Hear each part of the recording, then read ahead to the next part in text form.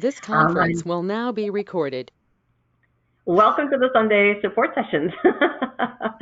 My name is Jody Scholes, and I am a board member with the Alliance for Massage Therapy Education. And I just want to welcome you and thank you for taking some time out of your Sunday afternoon to join us this afternoon. And today we have an excellent presenter in store for you, and that is Kelly Bowers. I will be introducing her in just a moment, but we've got some initial comments from Virginia Newman. If you would like to take it from here, Virginia. Actually, it's Cowan, but thank you. That's very funny. Oh, sorry. That's okay. Oh my goodness. Yeah, sorry. I default back to an old client of mine whose last name was Newman. So Dr. Virginia Cowan, you have the floor. Thank you. Yeah, I feel like there are so many of these meetings. It's like trying to remember who all the talking heads are. So welcome, folks. Again, thanks for taking time out of your Sunday. I'm the board liaison for the Teacher Resource Development Committee and a board member here at the Alliance. I just wanted to give you a quick, and I'm going to go ahead and mute some of you. I hear some of you, and someone's drinking something, clearing your throat. There we go. There we go. Okay. So just a quick rundown. This is about our 7th of these Sunday sessions. One of the things I've learned from conference planning, there's never a good time for everybody. We do the best we can. We know you probably are a little less likely to be teaching today. And so what we found so far is we've had close to 275 registrants for these sessions.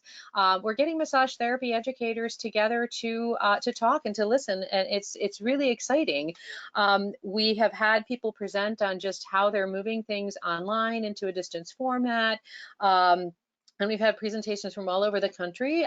We know that a lot of schools just tried as best they could to front load content. Anything didactic that can be moved online, moving it online, running it up through the certifying bodies, or accrediting bodies rather, to make sure that we're continuing to serve our students. So I just want to congratulate everybody for continuing to serve your students and keeping everybody in mind and really rolling with what's happening in not really being able to do face-to-face education. We do know that there are schools that will be starting back to face-to-face in May in some areas of the US and probably in some other countries. We've had people in these sessions from Australia and from Canada. So in the future, would love to hear more about how you're working with social distancing and that sort of thing. We also learned last week that MBLEX is on hold. And so it's on hold, meaning people who have registered for the test have not yet been able to take it because the testing centers are closed. And that affects any health profession that uses Pearson VUE, including my colleagues in the fitness industry. So a lot of people think, oh, I'm going to go ahead and rush and register to take the MBLEX. And the advice last week from Deborah Persinger was, hang on to your money for now. We don't know when the centers will be open. So that's something to keep in mind. And then Dawn Hogue, who's also one of our board members, has been, she's presented at a couple of our sessions. She's been, I will just say, exceedingly responsive to CompTIA school members and is really willing to talk to anybody. And she made that offer last week. So if you're looking at program and curricular changes and trying to navigate that, we did hear, I hope this is not telling tales out of school, but in New York State, for example, no hands-on work is allowed remotely. And so now there are some students at a couple of schools that lack maybe 30, 35 hours to graduate. So there are some teachers in New York State that are gathering to propose solutions. So gather as you can. And so back to today, one of the more interesting topics, a lot of people have front-loaded anatomy and physiology and kinesiology and so on and so forth. And a lot of people were teaching business, and some of them were teaching business to brand new students. So reaching out to Kelly Bowers to talk in general about teaching business in this interesting climate, and I have questions for Kelly too. But when you're front-loading it, when students really just don't have an idea of how to perform modalities or what, whether they even like giving massage.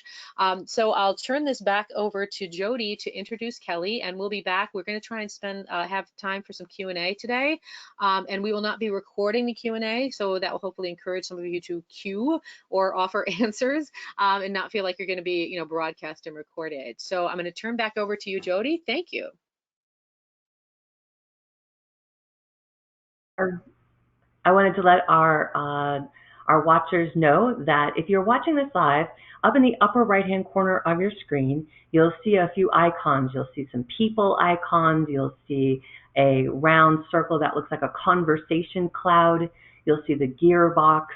That conversation cloud, when you click on it, it opens the chat box. And That is a place where you can comment, you can send a question, but we will be leaving time for live questions and answers at the end of the session.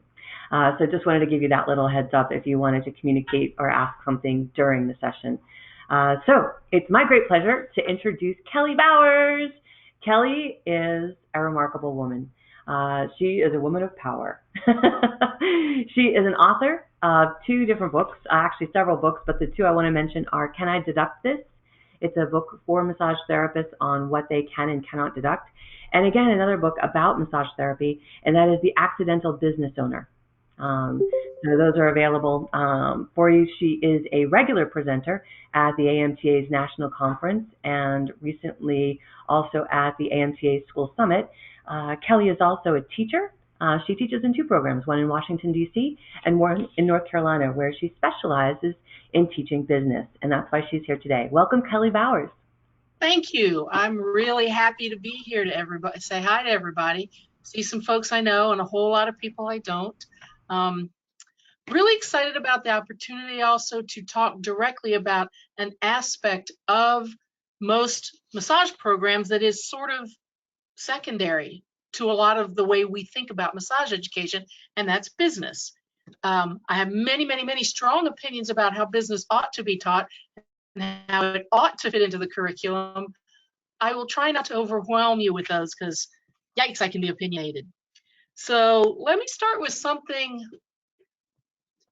really foundational. What our students are worried about is business, because what's affecting all of us is business. We still know how to do massage. We still know how to teach massage. But the shutting down, the social distancing, the quarantining hit business because it hit our money and it hit our access to our businesses. So that's what students are coming in most likely the most nervous about. If they are close to the end of their program, they're super nervous about it. If they're at the beginning of the program, they're very confused about it. So we are, in fact, at the center of what's got people agitated right now in massage education. What's happening in business for us? And as instructors, most of us also have practices. So one of the things I think we need to start with is when we are walking into the classroom, whether in person or online, we need to check ourselves as business owners. What are we bringing into the classroom? In addition to everything we know, what are we bringing in terms of our own anxieties, our own fears, our own frustrations, our own angers? And I think now is a critical time, particularly for business instructors, to make sure they are grounded and centered when they go into that classroom. Because you start talking about business and all of your business stuff can very naturally and easily come up as well, because we're getting hit with this. And if students start hitting us with a lot of questions and we're not grounded and ready for that, yeah, some crazy bad things could happen.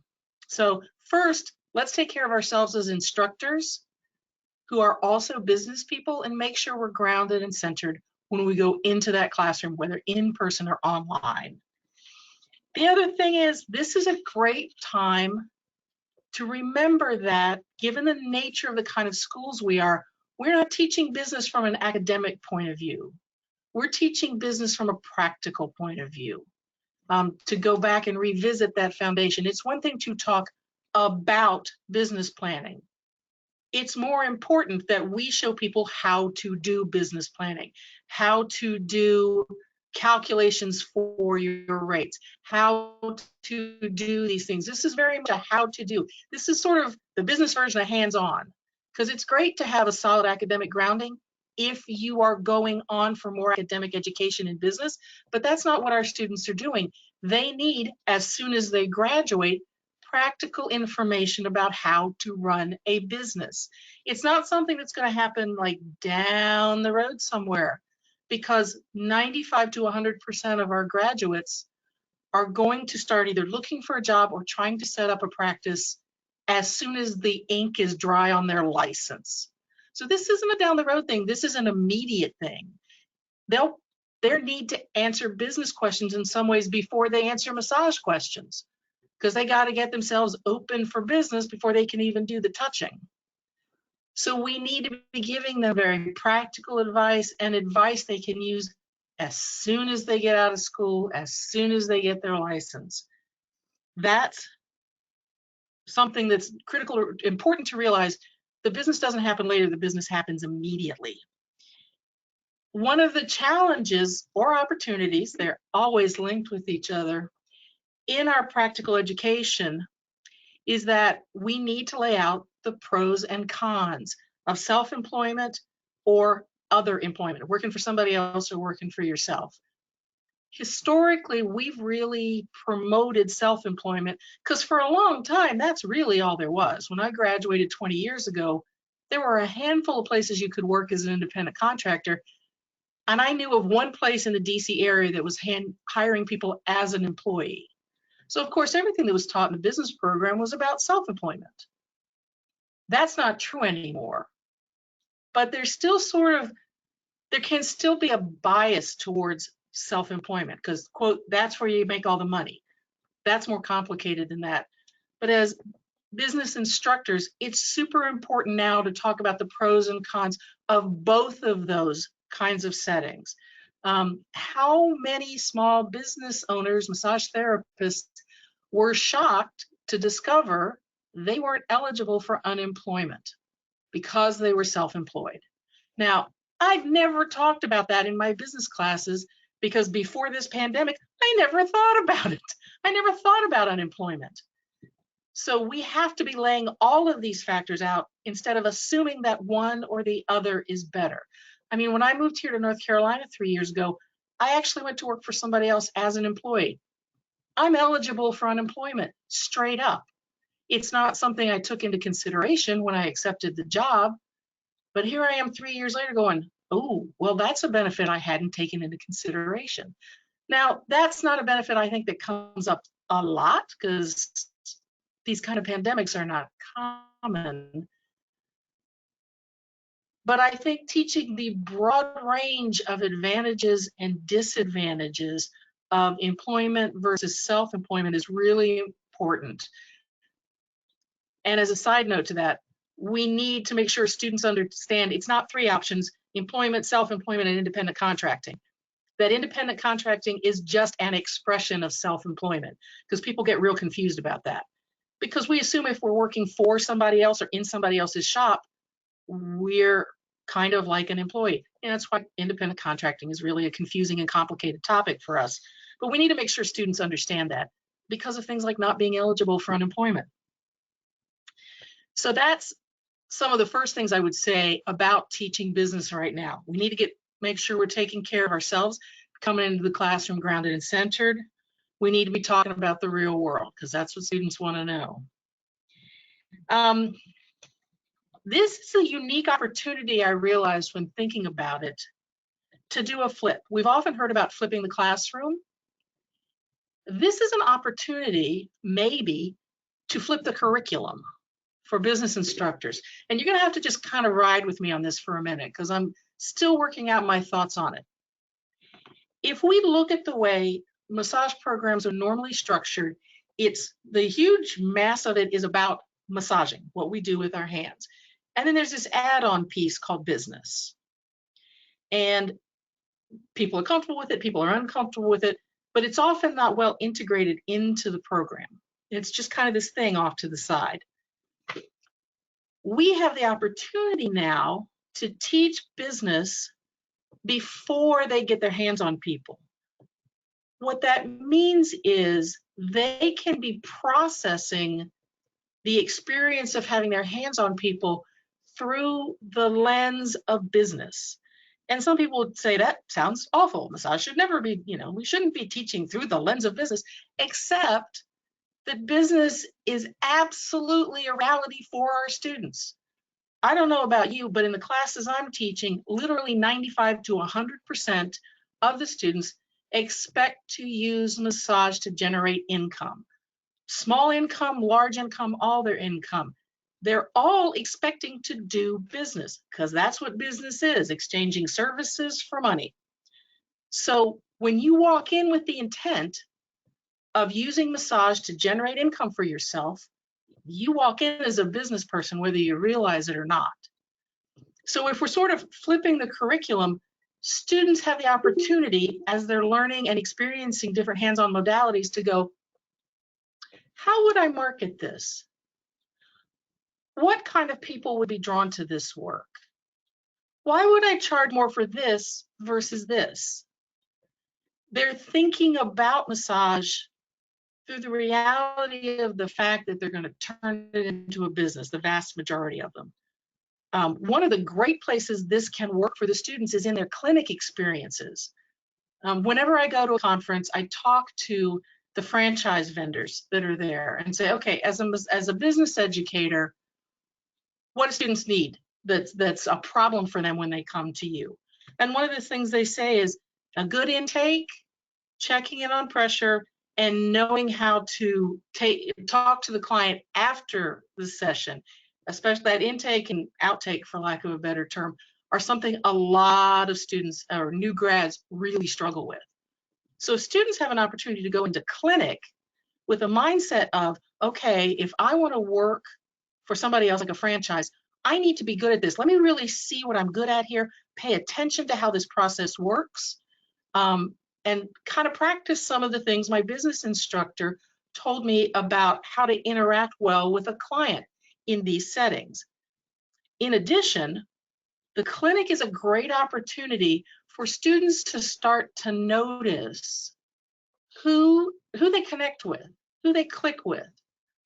Because when we talk about things like marketing to your ideal client, well, your ideal client is both the people who want kind of the results you can deliver, but they're also, and we all know from being in practice long enough, there's the people we click with and the people we don't. And sometimes that's on an individual level, but more broadly, there's usually categories of people that we really click with, types of people we really click with, that we can establish a good long-term therapeutic relationship with.